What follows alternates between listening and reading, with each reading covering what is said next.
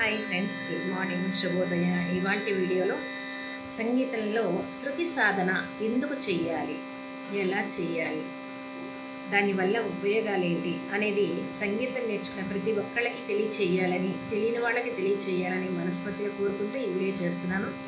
ఈ వీడియో మీరు చుట్టుపక్కల ఉన్న ప్రతి ఒక్కళ్ళకి, సంగీతం నేర్చుకున్న ప్రతి ఒక్కళ్ళకి పంపించండి, షేర్ చేయండి, సబ్స్క్రైబ్ చేయండి, మీ అభిప్రాయం కామెంట్ రూపంలో తెలియచేయండి. శృతిలోకి వెళ్ళిపోదాం. సా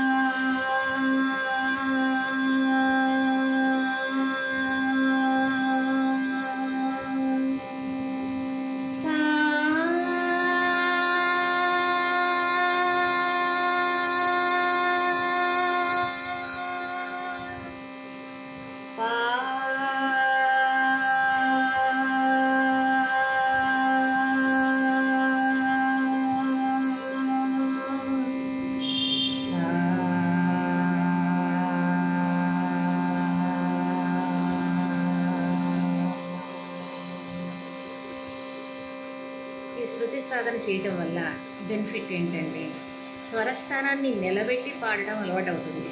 ఫస్ట్ పాయింట్. సెకండ్ పాయింట్ వచ్చేసేసి మనం ఏ రాగం పాడాలన్నా, ఏ కృతి పాడాలన్నా, ఏ పాట పాడాలన్నా కంపల్సరీగా బ్రీతింగ్ తీసుకొని మనం పాడతాం కదా. ఆ బ్రీతింగ్ ప్రాబ్లం ఉన్న వాళ్ళకి చాలా ఇంపార్టెంట్ విషయం అండి ఇది. గుర్తుపెట్టుకోండి, బ్రీతింగ్ ప్రాబ్లం ఉన్న వాళ్ళకి చాలా మంచి సాధన ఇది. దమ్ము తీసుకుని పాడడం అనేది చాలామందికి తెలియదు పాపం. ఎక్కడ గ్యాప్ ఇవ్వాలి, ఎక్కడ అందుకోవాలి, ఎక్కడ బ్రీతింగ్ తీసుకోవాలి అనేది చాలామందికి తెలియటం కోసమే నేను చెప్తున్నాను. బ్రీతింగ్ తీసుకునే విషయంలో ఇబ్బంది లేకుండా అవలీలగా పాడగలిగే టిప్ అన్నమాట ఇది. ఈ సాధన అందరూ చేయాలని మనస్ఫూర్తిగా కోరుకుంటున్నా. దీనివల్ల మంచి లాభాలే ఉన్నాయి, కానీ మనకి నష్టం జరిగేది ఏమీ ఉండదు.